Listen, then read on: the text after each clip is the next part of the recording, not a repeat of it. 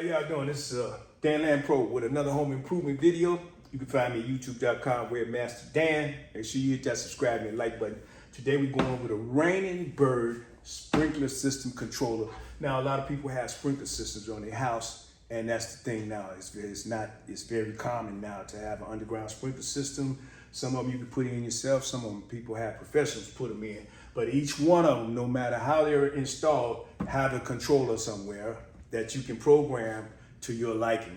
We're just going to go over some of the basics on how you can program your controller. So here's the controller panel. This is everything you need to know, the module, where everything's happening at, whether it's manual or auto. You also have a description over here explaining everything that you can do as far as the capabilities of this particular system. You have a book that comes with it.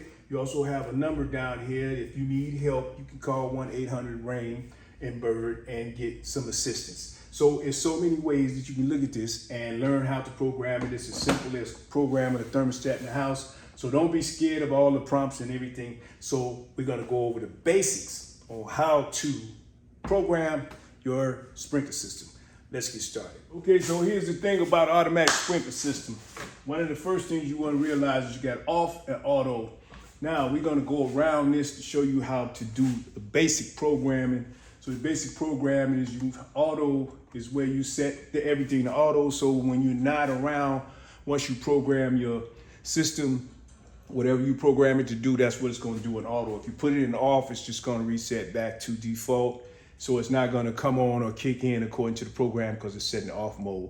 So you use off a lot of times when you're trying to test your system or something like that. So here's the deal. Current date. Yes, current date. So we got July the 1st, 2022. So it's already set. But if it wasn't set, all I have to do is hit the on or the off, and it would change each one of these according to which one I'm trying to set. As you see, now the first is blinking. If I hit that, now the actual year is blinking. Now the actual month is blinking. So now we're going to go to our current time. Our current time right now is 12:40 p.m. So it's the same thing. If we were going to change that, we would just hit this, and then our minutes, and then our hour. And if I rotate the hour around back to 12, it would actually reset right here where you would see AM or PM. So now we're going to set our watering start time. So I can set 4 different start times on here. So as you can see, it say first. So I'm going to say I wanted to kick in at 7:30 a.m. So what I want to do is go to the second. I'm going to go back to the first. So as you see, I can hit this and it goes up or down in 15-minute increments. So I'm going to come back to say 5:30 because I wanted to water and then I wanted to dry by the time I might start doing something in the yard or something. So now I can set my second time. The second time I want to come on, I wanted to come on at 8. I want to come on at 8 p.m. So we're going to go all the way around, and I'm just going around and show you how you set a.m. from p.m. As you see, it's constantly changing in 15-minute increments. So I want to come on at 8 p.m. So we're going to go all the way to 8. If you hold it, it go kind of fast. You don't want to go too fast. You have to come back. So at 8 p.m., I want that second one to come around now. On that third one, I don't want anything, but if I want to add some, I can have 4 different times. As you see, the 4th time, that's back to the first time. I can have 4 times or 4 set times that I want this to come on. And that's the time that the sprinkler system will come on while it's in auto. So those are the times that I want to come on, 5:30 a.m. and then I want to come on at 8 p.m. And depending on the season, you can do the same thing, but you can do that in other areas as well. So now what we're going to do is watering start times. So Monday is on. That's my watering start time. I want to come on Monday. I want to come on Tuesday. And I think when you press on or off, see, if I hit on, it's on, or I could put off. So I can have my watering coming on Monday, Wednesday, Tuesday, depending on what I click here on or off. When it goes through its cycle, it'll cycle accordingly. So we want to make sure each one is on. Friday on, Saturday on, Sunday on.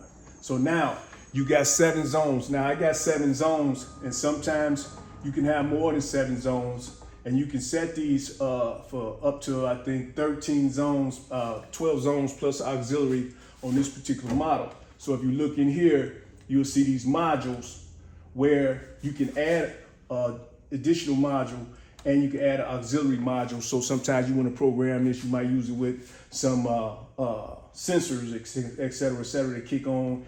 Some people use it for different things. So they'll put an auxiliary, or they can move this over to auxiliary and use it in that capacity. And as you can see, you can have up to 7 zones. So I got 7 zones, so I can add another module depending on how many zones I want to add and which module I want to use in order to add those zones. So as I go through each, you will see right here at the time. So we're in zone 1. I want zone 1 to play for 12 minutes, but we're going to bring that down to 5 minutes since we have it coming on twice a day. So we're going to do that with each zone. We want each zone to come down to 5 minutes.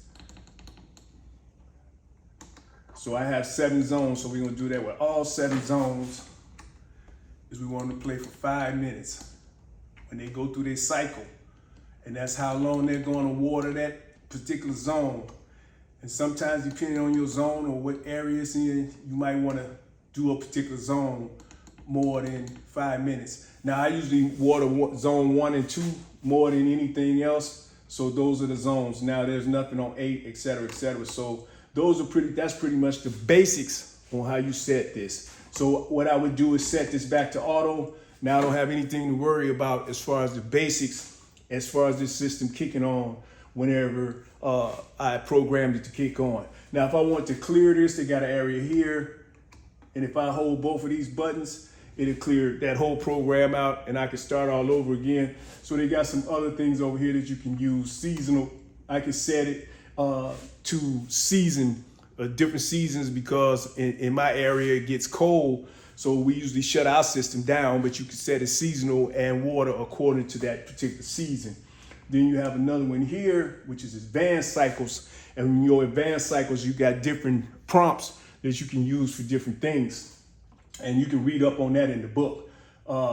As far as your tests, you see I have tests. So if I hit test and I hit go, it'll test each cycle for 2 minutes and it'll go through its rotation. And anything that you want to do, you just set it on off for a couple seconds and it'll reset itself back to off, and then you go back to auto or whatever area you want. So that's pretty much it on how you do this Raining Bird sprinkler system. A young lady called me and said, you know, the guy didn't really explain it to her clearly. So this is pretty much how you set the Raining Bird. So now she can set her own watering according to how she wanted to go, which is a good thing because you don't have to call somebody that might charge you for something as simple as this. It's like doing a thermostat in the house or something. Sometimes we see the little prompts and we get a little fearful of what we're seeing when it's really not as complicated as we think it is. And even the book will explain it to you a little bit more in detail.